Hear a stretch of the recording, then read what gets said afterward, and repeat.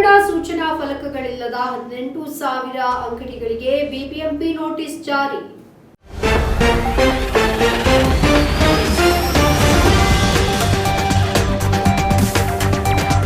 ಕನ್ನಡ ಭಾಷೆಯ ಬಳಕೆಯನ್ನ ಉತ್ತೇಜಿಸಲು ಬೃಹತ್ ಬೆಂಗಳೂರು ಮಹಾನಗರ ಪಾಲಿಕೆ 18,000ಕ್ಕೂ ಹೆಚ್ಚು ವ್ಯಾಪಾರಿಗಳಿಗೆ ತಮ್ಮ ವಾಣಿಜ್ಯ ಅಂಗಡಿಗಳ ನಾಮ ಫಲಕಗಳನ್ನ 60% ಕನ್ನಡವನ್ನ ಹೊಂದಿಲ್ಲ ಅಂತ ನೋಟಿಸ್ ನೀಡಿದೆ. ಬಿಬಿಎಂಪಿಯ ಮುಖ್ಯ ಆಯುಕ್ತರ ನೇತೃತ್ವದ ಸಭೆಯ ನಂತರ ಈ ನಿರ್ದೇಶನ ಬಂದಿದೆ. ಅವರು ಜನವರಿ 15ರ ಒಳಗಾಗಿ ಸಮೀಕ್ಷೆಯನ್ನು ನಡೆಸಿ ನೋಟಿಸ್ ನೀಡುವಂತೆ ಎಲ್ಲಾ ವಲಯಗಳ ವ್ಯವಹಾರಗಳಿಗೆ ಸೂಚನೆ ನೀಡಿದ್ದಾರೆ.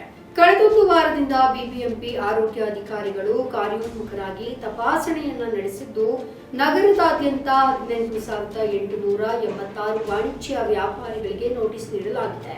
ಮಹದೇವಪುರ ಮತ್ತು ಬೊಮ್ಮನಹಳ್ಳಿ ವಲಯಗಳು ಸೇರಿ 3,000ಕ್ಕೂ ಹೆಚ್ಚು ನೋಟಿಸ್ಗಳು ಬಂದಿರುವಂತದ್ದು ಗಮನಾರ್ಹವಾಗಿದೆ. ಮತ್ತೊಂದೆಡೆ ಆರ್ಆರ್ ನಗರ ವಲಯವು ತುಲನಾತ್ಮಕವಾಗಿ ಕಡಿಮೆ ಸಂಖ್ಯೆಯನ್ನ ಕಂಡಿದೆ. ಕೇವಲ 324 ನೋಟಿಸ್ಗಳನ್ನ ಇಲ್ಲಿ ನೀಡಲಾಗಿದೆ. 60% ನಾಮಫಲಕವು ಕನ್ನಡದಲ್ಲಿರಬೇಕು ಮತ್ತು ಅನುಸರಿಸಲು ವಿಫಲವಾದರೆ ವ್ಯಾಪಾರ ಪರವಾನಗಿ ರದ್ದತಿ ಮತ್ತು ನಂತರ ಮುಚ್ಚುವಿಕೆಗೆ ಕಾರಣವಾಗಬಹುದು ಅಂತ ಆದೇಶವು ಷರತ್ತನ್ನ ವಿಧಿಸಿದೆ.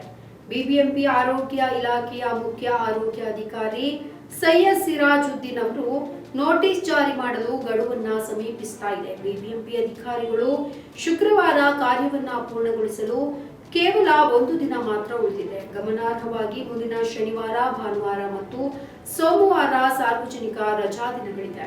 ನಗರದ 50,000 ಉದ್ಯಮಿಗಳ ಪೈಕಿ 18,000ಕ್ಕೂ ಹೆಚ್ಚು ಮಂದಿಗೆ ಕನ್ನಡ ನಾಮಫಲಕವನ್ನ ಬಳಸದ ಕಾರಣಕ್ಕೆ ನೋಟಿಸ್ ಜಾರಿ ಮಾಡಲಾಗಿದೆ ಅಂತ ಬಿಬಿಎಂಪಿ ಆರೋಗ್ಯ ಇಲಾಖೆಯ ವಿಶೇಷ ಆಯುಕ್ತ ವಿಕಾಸ್ ಕಿಶೋರ್ ಚಂದ್ರ ಅವರು ಬಹಿರಂಗಪಡಿಸಿದ್ದಾರೆ. ಕನ್ನಡ ನಾಮಫಲಕಗಳನ್ನು ಅಳವಡಿಸದೇ ಇದ್ದಲ್ಲಿ ವ್ಯಾಪಾರ ಪರವಾನಗಿ ರದ್ದಾಗುವ ಸಾಧ್ಯತೆ ಇದೆ ಅಂತ ಅವರು ಒತ್ತಿ ಹೇಳಿದ್ದಾರೆ. ನಮ್ಮ ಈ ವಿಡಿಯೋ ನಿಮಗೆ ಇಷ್ಟ ಆದಲ್ಲಿ ಲೈಕ್ ಮಾಡಿ, ಶೇರ್ ಮಾಡಿ, ಕಮೆಂಟ್ ಮಾಡಿ ಮತ್ತೆ ಸಬ್ಸ್ಕ್ರೈಬ್ ಮಾಡಿ.